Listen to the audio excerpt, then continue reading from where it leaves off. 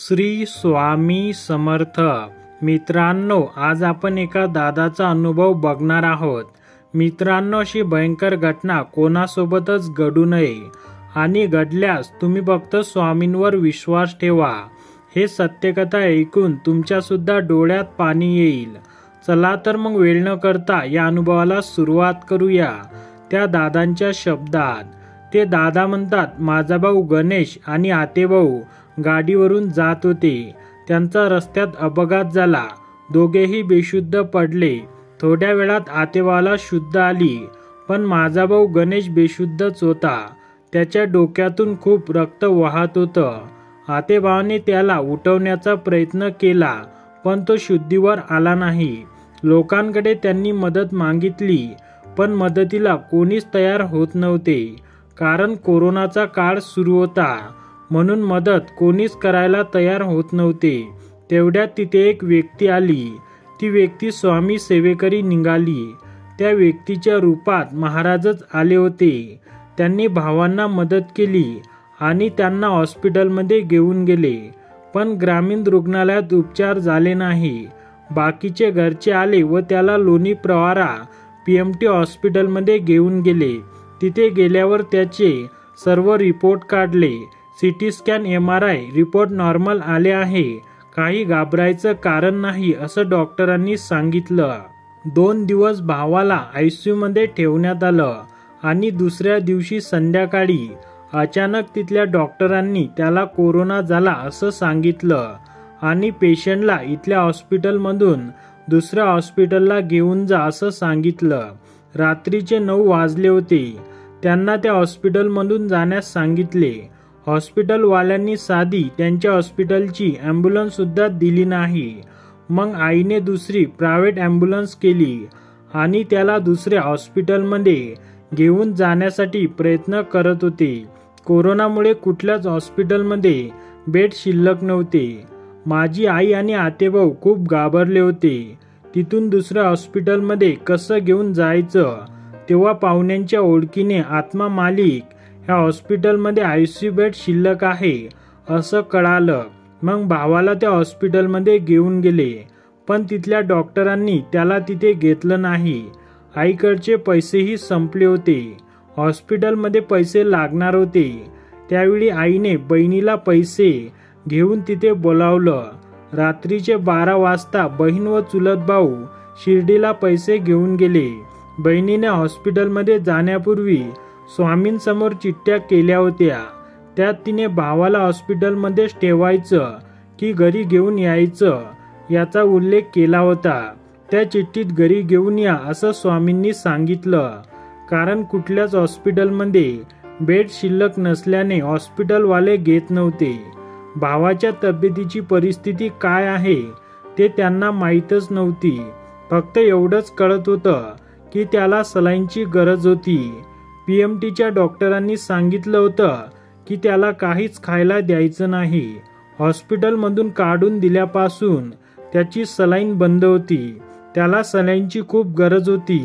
आई भावाला 2 ते 4 हॉस्पिटलमध्ये घेऊन गेली, पण कोणीच त्याला हॉस्पिटलमध्ये ठेवण्यास तयार झालं नाही. भावाची कंडिशन खूप खराब होती. त्याला पूर्ण शुद्ध पण नव्हती आणि ह्या अवस्थेत काय करावं काहीच कळत नव्हतं. दुसऱ्या कुठल्या हॉस्पिटलला घेऊन जावं की स्वामींनी सांगितल्याप्रमाणे घरी घेऊन यावं. पण भावाची तब्येत बघून आई खूप घाबरून गेली होती. घरी तरी कसं घेऊन यायचं या अवस्थेत भावाला. ते अजून दुसऱ्या हॉस्पिटलमध्ये घेऊन गेले. तिथेही डॉक्टरांनी भावाला घेतलंच नाही. आई एवढ्या रात्री भावाला घेऊन हॉस्पिटल फिरत होती. 2 ॲम्ब्युलन्स बदलल्या. हॉस्पिटलमध्ये रात्रीचे 4 वाजले होते. शेवटी महाराजांच्या इच्छेनुसार ते भावाला घरी घेऊन गेले. त्या दिवशीची रात्र त्यांनी कशीबशी काढली. गावातले डॉक्टर पण साधं सलाईन द्यायला तयार नव्हते. वेळ खूप भयानक होती, पण स्वामींवर श्रद्धा आणि विश्वास होता. सकाळ झाली. भाऊ खूप विचित्र सारखा करत होता. त्याला खूप त्रास होत होता. आई खूप घाबरली होती. भावाचे रिपोर्ट दुसऱ्या डॉक्टरांना पाठवले.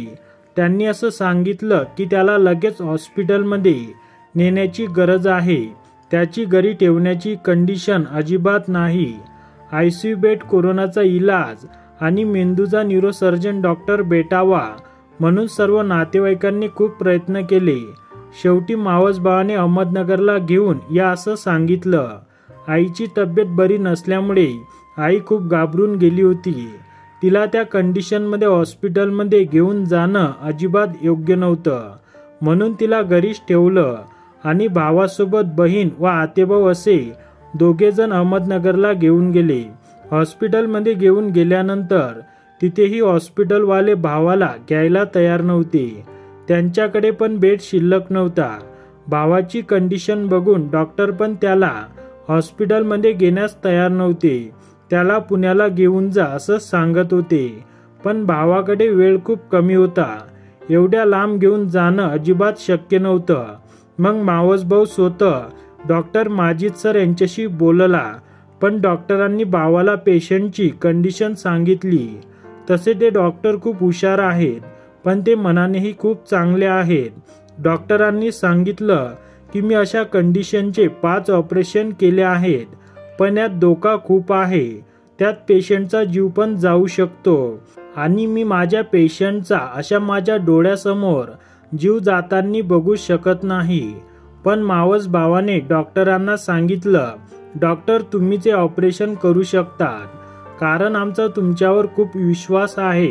पण डॉक्टर बोलले की आता सध्या हॉस्पिटलमध्ये ना ऑक्सिजन बेड शिल्लक आहे ना व्हेंटिलेटर, पण मी प्रयत्न करतो ते उपलब्ध करण्याचा. तोपर्यंत भाऊ हॉस्पिटलच्या बाहेरच होता. मग त्याला त्यांनी आत घेतलं आणि सलाईन लावली आणि थोड्या वेळात डॉक्टरांनी सर्व उपलब्ध केलं. पण डॉक्टर बोलले की ऑपरेशन करण्यासाठी मला पेशंटच्या आईवडिलांची सही लगेच लागेल. आई तर घरीच होती, लगेच सही कशी करता येईल. पण बहीण सोबत होती. एवढ्या मोठ्या रिस्कसाठी आईला येण्यासाठी वेळ लागणार होता आणि पेशंटकडे तेवढा वेळ अजिबात नव्हता. मग तिथे बहिणीने सही केली आणि ऑपरेशन सुरू करण्यास सांगितलं. वेळेत जर भावाचं ऑपरेशन नाही होऊ शकलं तर त्याच्या जीवाला मोठा धोका होता. डॉक्टरांनी भावाचे परत CT स्कॅनचा रिपोर्ट आणि MRIचा रिपोर्ट काढला. त्यात कोविड प्लस डोक्याचं ऑपरेशन. ह्या कंडिशनमध्ये डॉक्टरांना ते ऑपरेशन करायचं होतं. मग तोपर्यंत मावस भावाने आईला नगर मॅककेअर हॉस्पिटलला येण्यासाठी सांगितलं. पण लॉकडाऊन असल्याने कुठल्याच गाड्या चालू नव्हत्या. मग त्यावेळी चुलत भाऊ आईला घेऊन मामाच्या तिथे गेला व तिथून पुढे मामा आणि आई नगरला जाण्यास निघाले. आईला परत अचानक का बोलावलं म्हणून आईला टेन्शन आलं होतं. पण तिला असं सांगितलं की छोटंसं ऑपरेशन करायचं आहे म्हणून आपण जात आहोत. आई नगरला पोहोचेपर्यंत तिने खूप वेळा काळभैरव अष्टक आणि महामृत्युंजय मंत्राचा जप करत राहिली. आई पोहोचण्यापूर्वी डॉक्टरांनी मावस भावाला आणि बहिणीला सांगितलं होतं की मी ऑपरेशन करतोय, पण पेशंट वाचेल याची काहीच गॅरंटी नाही. ऑपरेशनमध्ये काही पण होऊ शकतं. पेशंट पण जाऊ शकतो, कारण त्याच्या डोक्याला मार लागल्यामुळे डोक्यात सूज आली आहे. त्या कारणाने मेंदू जागेवरून सरकलेला आहे आणि तो कोरोना पॉझिटिव्ह पण आहे. मोठी रिस्क होती. दिनांक 24 एप्रिल 2021 ला आई आणि मामा हॉस्पिटलला पोहोचले. ऑपरेशन सुरू केलं.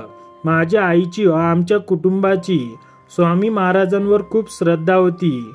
माझी आई जवळजवळ माझ्या भावाचा जन्म होण्याच्या अगोदरपासून स्वामींची सेवेकरी आहे. मुलगा व्हावा म्हणून तिने केंद्रातून सेवा घेतली होती. तिच्या सेवेचं फळ महाराजांनी तिला दिलं होतं. हनुमान जयंतीच्या दिवशी आईला मुलगा झाला. स्वामींनी तिला तो चेहरा गरोदरपणात 7व्या महिन्यातच स्वप्नात दाखवला होता. तो तिच्यासाठी एक स्वामींचा दृष्टांतच होता. आम्ही 2 मुली आणि 1 भाऊ असा आमचा परिवार. बहिणींना भाऊ मिळाल्याने खूप आनंद झाला होता. तेव्हापासून आमच्या घरात स्वामींची सेवा सुरू होती. जेवढं शक्य होईल तेवढी सेवा माझी आई करत असे आणि स्वामींवर तिची श्रद्धा खूप होती. ऑपरेशन चालू होतं. सर्वजण चिंतेत होते. मी माझ्या आईची मोठी मुलगी. मी दुपारच्या ऑनलाईन स्वामी सेवेत सामील झाली आणि नेमकी त्यावेळी संरक्षण सेवा सुरू होती. सेवा चालू होती, ऑपरेशनही चालू होतं. सेवा पूर्ण झाली. मी सेवेत असलेल्या ताईंना माझ्या भावाच्या ऑपरेशनबद्दल सांगितलं. सर्वांनी माझ्या भावासाठी प्रार्थना केली. सेवेची जी रक्षा होती ती अहमदनगरच्या दिशेने फुंकली. आईचा व बहिणीचाही स्वामींचा जप, महामृत्युंजय मंत्रांचा जप आणि धुमावती मंत्रांचा जप सुरूच होता. वेळ एवढी भयानक होती. मी लांब असल्या कारणाने तिथे काय होत आहे मला दिसत नव्हतं, पण स्वामींवर विश्वास होता. स्वामींना सांगितलं, माझ्या भावाला तुम्हाला बरं करायचंच आहे. डॉक्टर त्यांचे प्रयत्न करताय, पण त्यांना यश द्यायचं काम तुमचं आहे. तेव्हा स्वामी भक्त मला त्या ऑपरेशन रूममध्ये भावाच्या डोक्याजवळ त्याच्या डोक्यावरून हात फिरवताना दिसायचे. कुणालाच गॅरंटी नव्हती की माझा भाऊ वाचेल म्हणून. जवळजवळ तो नसण्यातच जमा होता, पण स्वामींवरचा विश्वास कधीच डगमगला नाही. ते सारखे असताना दिसत होते व डोळ्यासमोर श्रद्धा होती. शेवटी ऑपरेशन झालं व डॉक्टर बाहेर आले आणि डॉक्टरांनी सांगितलं की ऑपरेशन 100% सक्सेसफुल झालं आहे आणि आता पेशंट ठीक आहे. पण 2 ते 3 दिवस अजून पण पेशंट काय रिस्पॉन्स देईल ते सांगू शकत नाही. पेशंट कोमातही जाऊ शकतो किंवा तो पहिल्यासारखा न होता शांत पण होऊ शकतो. पण डॉक्टरांनी खूप प्रेमानं सांगितलं होतं की तो होईल सर्व ठीक. खरं तर डॉक्टरांच्या रूपात स्वामीच बोलत होते, कारण ते अशक्य ऑपरेशन त्यांनी शक्य केलं होतं. खरंच डॉक्टर माजिद सर हे देव बनूनच उभे राहिले. त्यांची हुशारी त्यांनी परत सिद्ध केली. त्यांच्यासारखा डॉक्टर खरंच कोणी असूच शकत नाही. दुनियेत खूप हुशार आणि प्रेमळ डॉक्टर माजिद सर हे स्वामींच्या रूपातच आमच्यासाठी आले होते आणि त्यांनी भावाला वाचवलं. भावाचं नशीब म्हणावं की आईची पुण्याई. ते डॉक्टर एवढे चांगले आहेत की त्यांनी पूर्णपणे प्रयत्न केले. आईला पण खूप प्रेमाने समजून सांगितलं. पेशंट सोबत सर्वांना धीर दिला. तिथून पुढे 8 दिवस भावाला ICU मध्ये ठेवलं. त्याची तिथे खूप काळजी घेतली. डॉक्टर म्हणाले, पेशंटला तुम्हाला घरी नेऊन चांगली काळजी घेता येईल. अशी कंडिशन झाल्यावरच आम्ही तुम्हाला हॉस्पिटलमधून सोडू. 8 दिवस भावाला हॉस्पिटलमध्येच ठेवलं. महाराजांच्या कृपेने माझ्या मावशीचं घर नगरमध्येच होते आणि मॅककेअर हॉस्पिटल पासून अगदी 3 किलोमीटर. मग आई आणि बहीण भाऊ हॉस्पिटलमध्ये असेपर्यंत मावशीकडे राहिल्या. तिथून रोज बहीण आणि मावस भाऊ भावाला डब्बा घेऊन जात असे. 8 दिवस पूर्ण झाले आणि भावाला डिस्चार्ज मिळाला. डॉक्टरांचा चांगुलपणा तेवढ्यावरच थांबला नाही, तर त्यांनी बिल पण कमी केलं होतं. त्यांची स्वतःची फी पण कमी घेतली. डॉक्टरांचे जेवढे आभार मानावे तितके कमीच होते. त्यांनी एवढ्या मोठ्या संकटातून आम्हाला बाहेर काढलं, तेही सुखरूप. खरं तर पहिल्या हॉस्पिटलमधून काढून दिलं ते चांगलंच झालं, कारण तिथल्या डॉक्टरांना पेशंटची काय कंडिशन आहे ते कळालंच नव्हतं. तिथे जर भावाला अजून 1 दिवस ठेवलं असतं तर त्यांनी पेशंटला मारलंच असतं. तीही स्वामींनी बुद्धी दिली असावी त्यांना त्या हॉस्पिटलमधून दुसऱ्या हॉस्पिटलमध्ये घेऊन जा असं सांगण्याची. नाहीतर आम्ही योग्य डॉक्टरांकडे पोहोचूच शकलो नसतो. स्वामींनी परीक्षा घेतली खरं, पण त्यातून सुखरूप बाहेर पण काढलं. स्वामी महाराजांचे आणि डॉक्टरांचे खूप खूप आभार. आता माझा भाऊ अगदी बरा आहे. त्याचे टाके देखील काढले आहेत आणि महाराजांच्या कृपेने तो लवकरच पहिल्यासारखा बरा होईल, कारण त्याच्या तब्येतीत खूप चांगल्या प्रकारे सुधारणा होत आहे.